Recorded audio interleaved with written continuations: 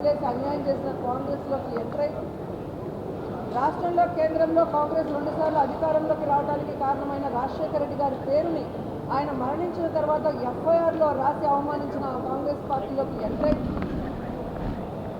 ఆ వైఎస్ఆర్ గారి కుటుంబాన్ని ముక్కలు చెక్కలు చేసి వైఎస్ఆర్ కొడుకుని కారణం లేకుండా ఏ విధంగా అన్యాయంగా తప్పుడు కేసులు పెట్టి జైల్లో పెట్టిన ఆ కాంగ్రెస్లోకి ఎంటర్ అయి స్వలాభం కోసం జగనన్న మీద విషం చిమ్ముతూ ఈ రాష్ట్ర ప్రజల్ని అవమానిస్తుంటే ఏ విధంగా వాళ్ళని ప్రజలు నమ్ముతారు, వాళ్ళకి ఓట్లు వేస్తారో ఒకసారి ఆలోచించండి. కాబట్టి పక్క రాష్ట్రాల్లో ఓట్లు పెట్టుకొని పక్క రాష్ట్రాల్లో కాపురాలు చేసుకుంటూ పక్క రాష్ట్రాల్లో కోవిడ్ సమయంలో హ్యాపీగా సేఫ్గా ఉంటూ ఎలక్షన్స్ వస్తే సంక్రాంతి వస్తే డూడు బసవన్లు వచ్చినట్టు ఆంధ్రప్రదేశ్కి వచ్చి జగన్మోహన్ రెడ్డి గారి గురించి అవాకులు చవాకులు పెడితే జనాలు వీళ్ళందరినీ కూడా తొందరలో హైదరాబాద్కి కట్టగట్టి పార్సల్ చేస్తారని కూడా ఈ సందర్భంగా తెలియజేసుకుంటున్నారు. జగన్మోహన్ రెడ్డి గారు మంచి వ్యక్తి, మనసున్న వ్యక్తి కాబట్టే తన టైం అంతా కూడా ప్రజలకి సర్వీస్ చేయడానికి, సంక్షేమ అభివృద్ధి చేయడానికి ఉపయోగిస్తున్నాడు తప్ప ఇలాంటి వాళ్ళ మీద ఆలోచిస్తే వీళ్ళెవ్వరు కూడా ఈ ఆంధ్రప్రదేశ్లో అడుగుపెట్టే అవకాశం కూడా ఉండేది కాదు అని కూడా ఈ సందర్భంగా తెలియజేస్తున్న వేషం కాంగ్రెస్ని మాట్లాడే స్క్రిప్ట్ చంద్రబాబు నాయుడు. మళ్ళీ చంద్రబాబు నాయుడుతో మమ్మల్ని కలిపినట్టు మాట్లాడుతుంది. ఆవిడ చంద్రబాబు నాయుడిని కలిసిన తీరు మీరు చూశారు, పవన్ని కలిసిన తీరు చూశారు. కాబట్టి ఈరోజు ఆమె మాటలకి క్రెడిబిలిటీ లేదు అనేది కూడా స్పష్టంగా చెప్తున్నాను. రాజశేఖర రెడ్డి గారి బిడ్డగా ఉన్నప్పుడు ప్రేమ అభిమానం ఉంటుంది రాజశేఖర రెడ్డి గారి అభిమానులకి. ఆమె తెలంగాణలో పార్టీ పెట్టినప్పుడు జాలి ఉండేది, పాపం ఈవిడ ఎండల్లో తిరుగుతుంది అనే ఉండేది. కానీ ఎప్పుడైతే ప్రజలు అసహించుకునే కాంగ్రెస్ని, ప్రజలు తరిమేసిన కాంగ్రెస్లో చేరి ఈ రాష్ట్రానికి మంచి చేస్తున్న వైఎస్ఆర్ కాంగ్రెస్ పార్టీకి నష్టం చేకూర్చాలనుకున్నప్పుడు షర్మిల మాటలకి అర్థం లేదని కూడా ఈ సందర్భంగా తెలియజేసుకుంటున్నాను.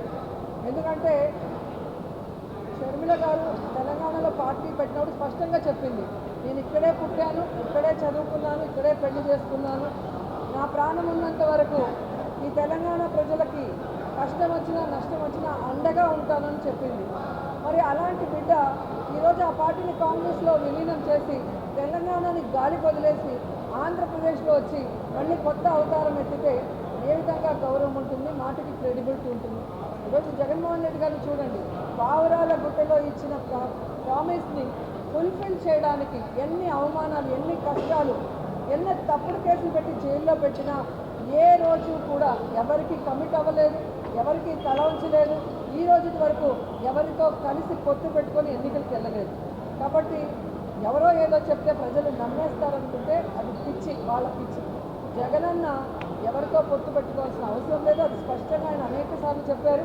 భవిష్యత్తులో కూడా కేంద్రంలో ఎవరు అధికారంలోకి వస్తారో బతికే రుజువు చేసుకోలేరు. ఇష్టం వచ్చినట్లు జోకర్ల చేత, ఎవడి చేత వీలైతే వాడి చేత ఏది కావాలంటే అది మాట్లాడిస్తున్నారే.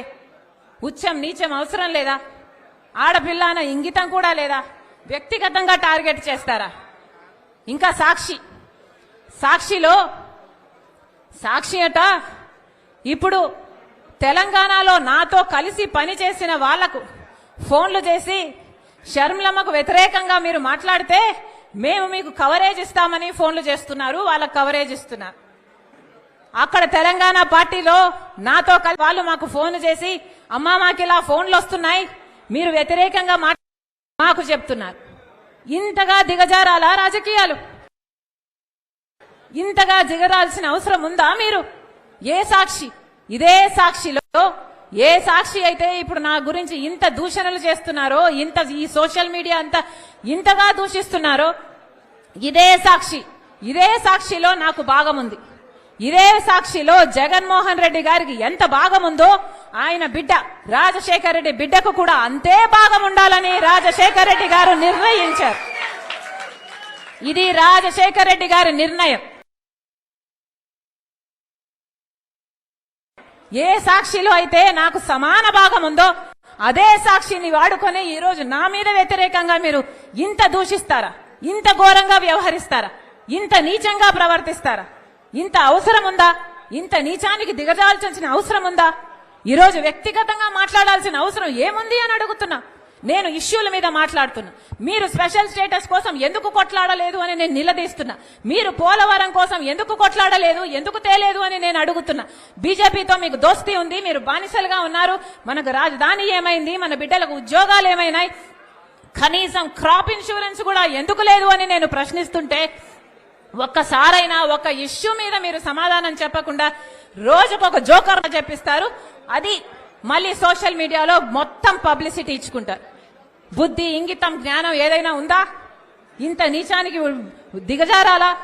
విలువలు, విశ్వసనీయతలు అని పెద్ద పెద్ద మాటలు చెప్పారు కదా, మరి మీకు లేవా విలువలు, విశ్వసనీయతలు? ఆలోచన చేయాలి. తెలుగు ప్రజలు పిచ్చోళ్ళు కాదు, అన్ని గమనిస్తున్నారు, అన్ని చూస్తున్నారు. నేను రాజశేఖర్ రెడ్డి బిడ్డను. పులి కడుపున పులే పుడుతుంది. రాజశేఖర్ రెడ్డి రక్తం నాలో ప్రవహిస్తుంది. నేను రాజశేఖర్ రెడ్డి బిడ్డ వైఎస్ షర్మిలా రెడ్డి.